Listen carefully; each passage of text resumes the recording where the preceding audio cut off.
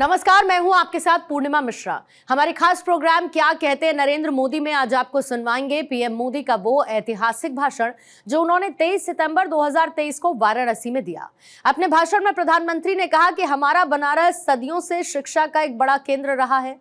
बनारस की शिक्षा सफलता का सबसे बड़ा आधार है और आज भी दुनिया के कितने ही देशों से लोग यहाँ पर संस्कृत सीखने आते हैं, ज्ञान लेने आते हैं और आज हमने इसी भावना को केंद्र में रखकर यहां से अटल आवासीय विद्यालयों का शुभारंभ किया है। मेरे परिवारजनों, 2014 में जब मैं यहां आया था तो मैंने जिस काशी की कल्पना की थी, विकास और विरासत का वो सपना अब धीरे धीरे साकार हो रहा है।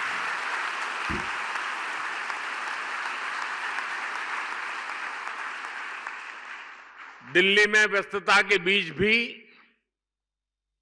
मैं काशी सांस्कृतिक महोत्सव के जो आपका कार्यक्रम चला और मैंने तो देखा, बहुत व्यापक रूप से लोगों ने हिस्सा लिया। तो मैं कभी रात को देर से पहुंचता था तो भी 2, 5, 10 मिनट निकाल के वीडियो देख लेता था क्या चल रहा है। और मैंने देखा बड़ी प्रभावित करने वाली आपकी प्रस्तुतियां थी। अद्भुत संगीत, अद्भुत प्रस्तुति। मुझे गर्व है कि सांस्कृतिक महोत्सव के जरिए मुझे इस क्षेत्र की, इस धरती की इतनी सारी प्रतिभाओं से सीधा जुड़ने का अवसर मिल गया।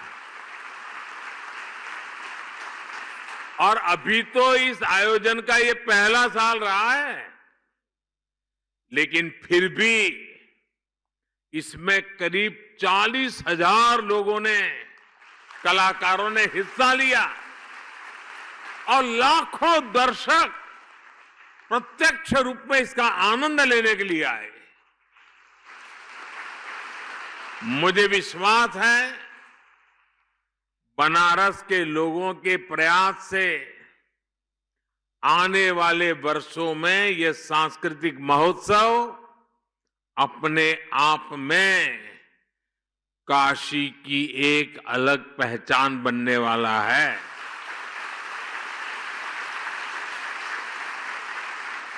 इसका सामर्थ्य इतना बढ़ने वाला है, हर कोई लिखेगा कि मैंने हिस्सा लिया था, मैंने उस स्पर्धा में इनाम पाया था। और दुनिया भी पूछेगी अच्छा उसमें आप नंबर लाए थे, तो आ जाइए, आपके इंटरव्यू की जरूरत नहीं है, ये होने वाला है। ये देश दुनिया के पर्यटकों के लिए, ये हमारा काशी आकर्षण का एक नया केंद्र भी बनेगा, ये मान के चलिए। मेरे परिवारजनों, काशी और संस्कृति एक ही चीज के, एक ही ऊर्जा के दो नाम है। आप उनको अलग कर ही नहीं सकते। और काशी को तो देश की सांस्कृतिक राजधानी होने का गौरव प्राप्त है। और काशी की तो गली गली में गीत गूंजते हैं और ये स्वाभाविक भी है, क्योंकि ये नटराज की अपनी नगरी है और सारी नृत्य कलाएं नटराज के तांडव से ही प्रकट हुई है। सारे स्वर महादेव के डमरू से उत्पन्न हुए हैं।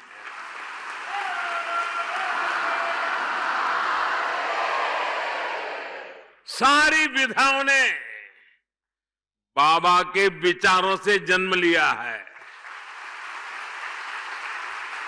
इन्हीं कलाओं और विधाओं को भरत मुनि जैसे आदि आचार्यों ने व्यवस्थित और विकसित किया।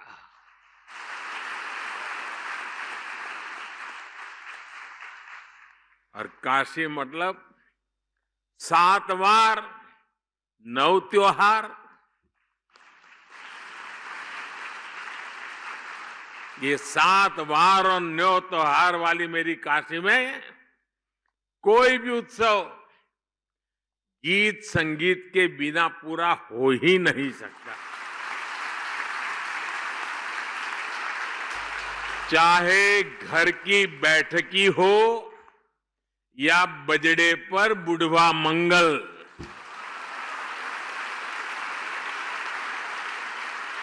भरत मिलाप हो या नाग नथैया, संकट मोचन का संगीत समारोह हो या देव दीपावली पर यहां सब कुछ सुरों में समाया हुआ है।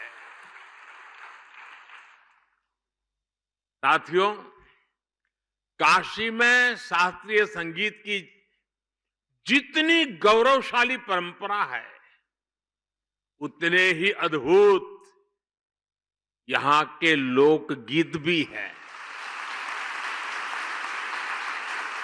यहां तबला भी है, यहां शहनाई और सितार भी है, यहां सारंगी के सुर भी है और यहां वीणा का वादन भी है। ख्याल, ठुमरी, दादरा, चेती और कजरी जैसी कितनी ही विधाओं को बनारस ने सदियों से सहेज कर रखा है। पीढ़ी दर पीढ़ी परिवारों ने, गुरु शिष्य परंपराओं ने भारत की इस मधुर आत्मा को जीवित बनाए रखा। बनारस का तेलिया घराना, पियरी घराना, रामापुरा कबीर चौरा मोहल्ले के संगीतज्ञ, ये विरासत अपने आप में कितनी समृद्ध रही है।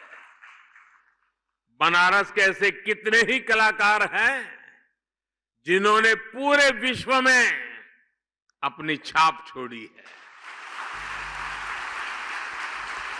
मैं सबके नाम लेना शुरू करूंगा तो शायद कितने दिन निकल जाएं।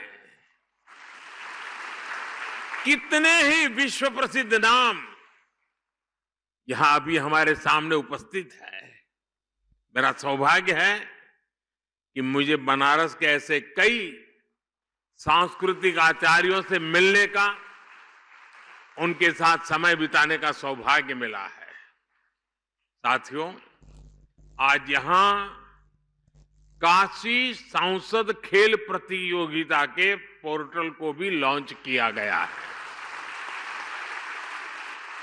सांसद खेल प्रतियोगिता हो, सांसद सांस्कृतिक महोत्सव हो, काशी में नई परंपराओं की ये तो शुरुआत है।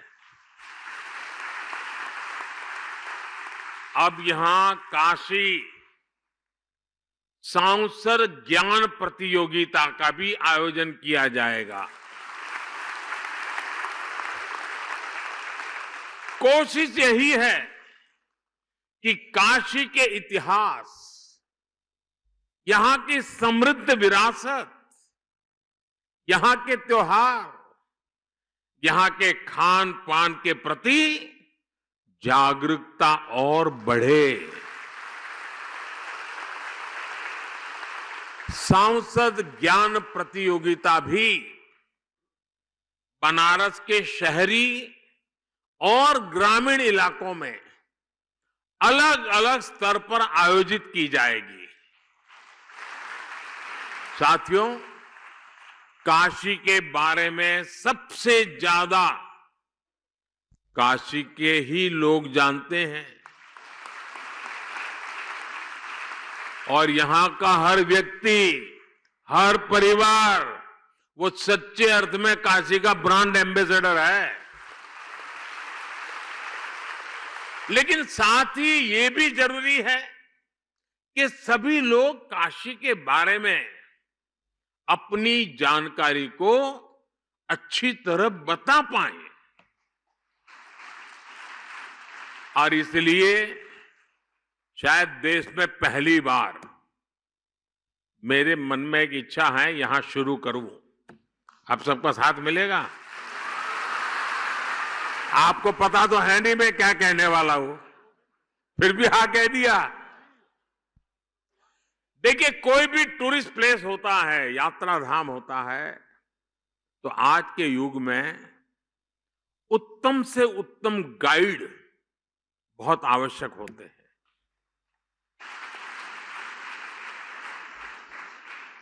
और गाइड प्रतिभावान हो, जानकारियों के संबंध में परफेक्ट हो, गोलमोल नहीं, ये 200 साल है, दूसरा बोलेगा 250 साल पुराना है, तीसरा बोलेगा 300 साल पुराना है, ऐसा नहीं। वो 240 बोलेगा मतलब 240। ये ताकत काशी में होनी चाहिए। और आजकल टूरिस्ट गाइड ये भी एक बहुत बड़ा रोजगार बन रहा है, क्योंकि जो टूरिस्ट आता है वो सब चीजें समझना चाहता है और टूरिस्ट को, गाइड को पैसे भी देना चाहता है। और इसलिए मेरी एक इच्छा है और मैं कोशिश कर रहा हूं, शुरू करेंगे। अब यहां काशी सांसद टूरिस्ट गाइड, उसकी कंपटीशन भी आयोजित की जाएगी। आप गाइड बनकर के आइए, लोगों को समझाइए एक एक जगह का विषय में और इनाम पाइए। उसके कारण लोगों को पता चलेगा कि इस शहर में गाइड का एक कल्चर बन रहा है।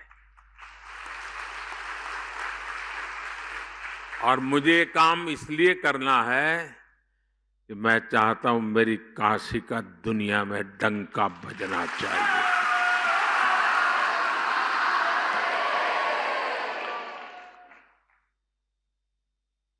और मैं चाहता हूं कि पूरी दुनिया में अगर कोई कहीं गाइड की बात करे तो काशी के गाइड्स का नाम सबसे सम्मान से लिया जाए।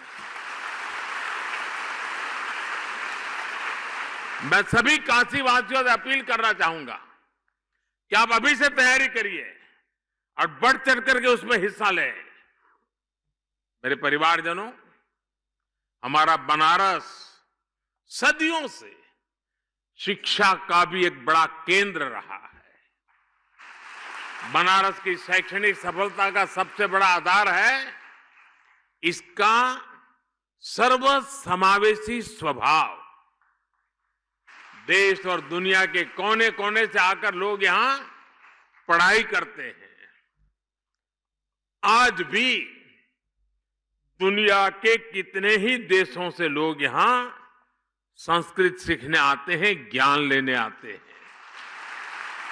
आज हमने इसी भावना को केंद्र में रखकर यहां से अटल आवासीय विद्यालयों का शुभारंभ किया है। आज जिन अटल आवासीय विद्यालयों का लोकार्पण हुआ है, उन पर करीब 1100 करोड़ रुपए खर्च किए गए हैं।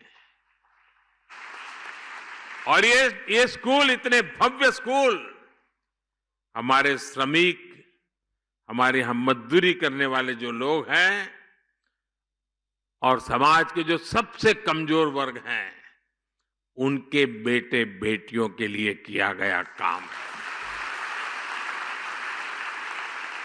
और इससे उनको अच्छी शिक्षा मिलेगी, संस्कार मिलेंगे, आधुनिकतम शिक्षा मिलेगी। जिन लोगों की कोरोना में दुखद मृत्यु हो गई, उनके बच्चों को भी इन आवासीय विद्यालयों में निःशुल्क पढ़ाया जाएगा।